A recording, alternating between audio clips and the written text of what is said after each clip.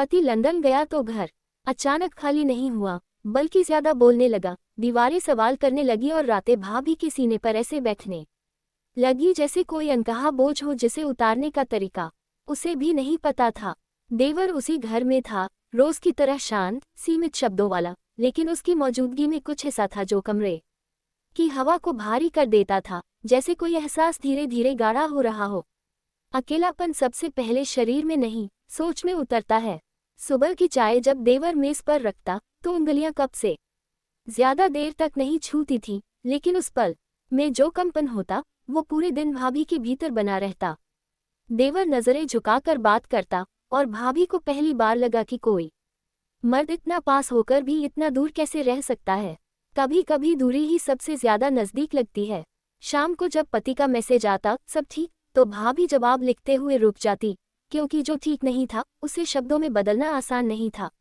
देवर बाहर से सब्जी लाता, चुपचाप थैला रख देता, और उसी खामोशी में एक अजीब सी देखभाल छिपी रहती जो सवाल नहीं करती थी। ख्याल रखा जाना भी एक तरह का रोमांस होता है। एक दिन अचानक बिजली चली गई, अंधेरा फैला। इन्वर्टर की हल्की रोशनी में दोनों के साए दीवार पर इतने पास आ गए कि भाभी की सांस तेज हो गई। देवर ने बस इतना कहा, भाभी आप यहीं बैठिए, और उस एक लाइन में जो ठहराव था वो भाभी के दिल तक उतर गया। कुछ आवाजें छूती नहीं, फिर भी बदन में उतर जाती हैं। मोहल्ले की बातें शुरू हो गईं, फुसफुसाहटें बढ़ने लगी, और भाभी के भीतर डर भी था, लेकिन देवर का संयम उन सब बातों से बड़ा साबित हो रहा था।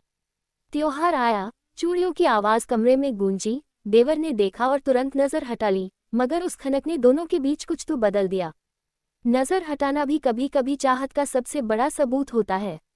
रातें लंबी होने लगी, नींद देर से आती, और जब आती भी तो बीच में टूट जाती, जैसे कोई अधूरी बात बार बार याद दिला रही हो।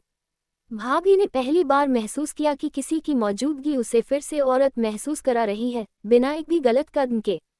महसूस किया जाना सबसे बोल्ड एहसास होता है। एक रात बुखार में भाभी कांप रही थी। देवर ने पानी बढ़ाया, उंगलियां बस हल्की सी छू गईं, और दोनों ने तुरंत हाथ पीछे खींच लिया। लेकिन उस एक पल ने पूरी रात जगा दिया। जिस पल को छुआ न जाए वही सबसे ज्यादा याद रहता है।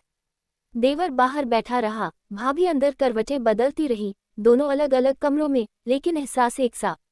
और वहीं से कहानी ने वो मोड़ लिया जहां दिल बोलने लगा और जुबान चुप हो गई।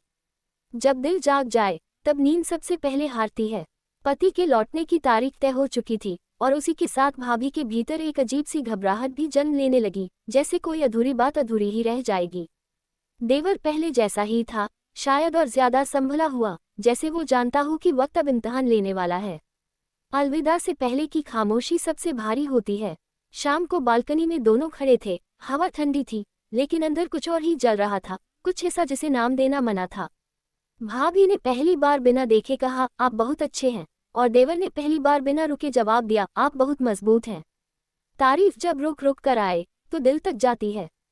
लंदन से कॉल आया, पति की आवाज आए, और उसी पल देवर ने खुद को एक कदम पीछे कर लिया, जैसे वह जानता हो कि उसकी जगह क्या है। भाभी की आंखें नम हो गई, किसी की गलत वजह से नहीं, बल्कि इसलिए कि किसी ने सही रहते हुए उसे समझाया था। हर चाहत को पूरा होना जरूरी नहीं है, कुछ का पवित्र रहना ही काफ़ी होता है। रात की आखिरी थी, अगली सुबह पति आने वाला था, और घर में अजीब सा सन्नाटा था, जैसे सब कुछ थम गया हो। देवर ने कमरे से निकलते हुए बस इतना कहा, अगर कभी ज़रूरत हो मैं हूँ। और सही, और वही वाक्य भाभी के दिल में उम्र भर के लिए बस गया।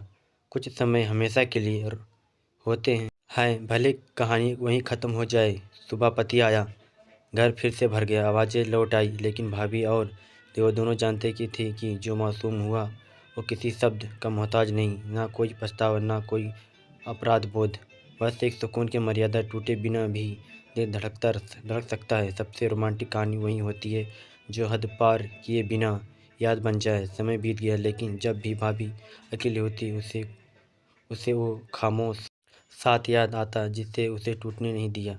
और देवर के लिए वो एहसास एक सीख बन गया। फिर प्यार सिर्फ पाने का नाम नहीं, संभालने का भी है। कुछ रिश्ते नाम से नए एहसास से जिंदा रहते हैं। कहानी वहीं ख़त्म हो गई जहाँ किसी ने कुछ नहीं कहा, लेकिन सब कुछ समझ लिया, और शायद वही सबसे गहरी मोहब्बत थी।